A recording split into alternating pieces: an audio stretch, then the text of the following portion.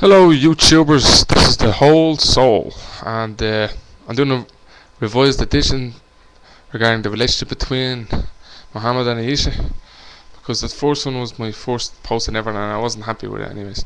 So anyway, the reason I'm doing these videos about the relationship between Mohammed and Aisha is not to attack Muslims or their religion or their beliefs. The reason is because the precedent set by Mohammed is still practiced today. So pedophilia is still ongoing under the guise of marriage between men and children. So anyways, the way you talk to Muslims is you try to convince them. That's how culture has changed. So here we go. You ask the Muslim, define what it is to be a polygamist. And he'll say, yeah, that's when a man has more than one wife. Define what it is to be heterosexual. That's when a person has sexual preference to members of the opposite sex.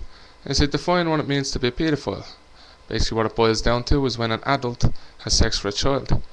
Now next you say to the Muslim, do you accept that Muhammad was a polygamist? Yes. Do you accept that Muhammad was heterosexual? Yes. Do you accept that Muhammad was a pedophile? No. So I find this really curious because by the definition Muhammad is obviously a pedophile.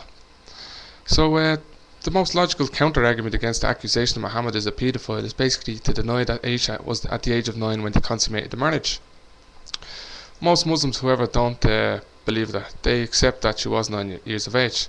So they have to use other arguments in order to dispute the allegation. So the first argument, or one of the arguments, it would be then they say the term paedophilia did not exist in those days. Hence, Muhammad was not a paedophile.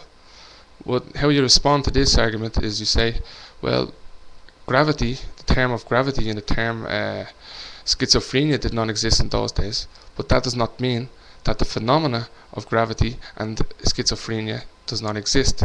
By the same token, just because the term pedophilia did not exist does not mean that the phenomena of pedophilia did not exist.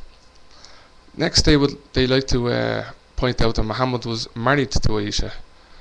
Now, how you respond to this is you say, does the institution of marriage or the civil union negate the fact that Aisha was a child? No, it doesn't. Does it change the nature of the sexual relations within that marriage? No, it doesn't. For example, a man may marry his sister, but being married doesn't change the sexual nature of that will occur within such a marriage, namely incestuous relationship. Next argument they use is basically if Prophet Muhammad would have been a paedophile, he would have been a paedophile from before.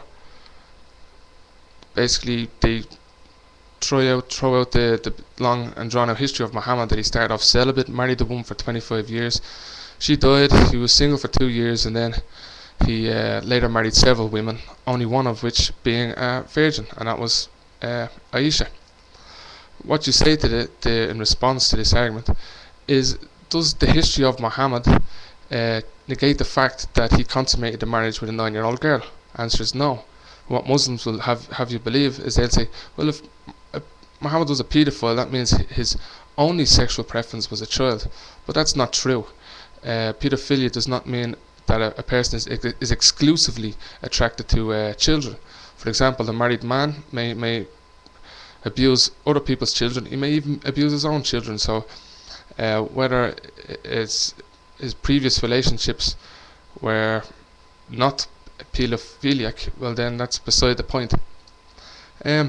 Next argument they try to use is that because the custom of men marrying children was accepted in those days, that Muhammad wasn't a pedophile. But again, you just go back to the definition, and you soon realize that even if it was a culturally accepted practice, this does not negate the fact that he had sex with a child.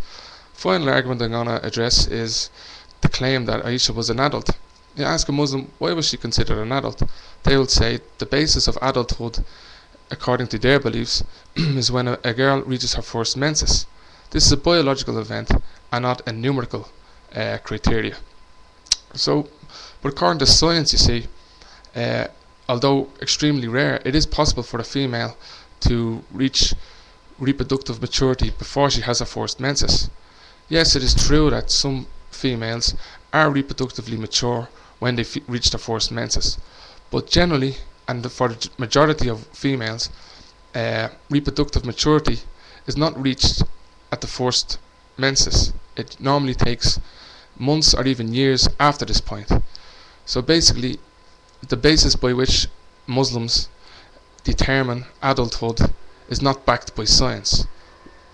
What science tells us is that it's more accurate to describe a girl's first menses as one step towards becoming an adult. She's not actually an adult. Besides, one may argue that is it not arbitrary to only use the criteria of the menses cycle as a basis by which to determine whether a girl is an adult? For example, other criteria would include physical maturity and mental maturity, and Aisha was neither physically or mentally mature at the age of 9.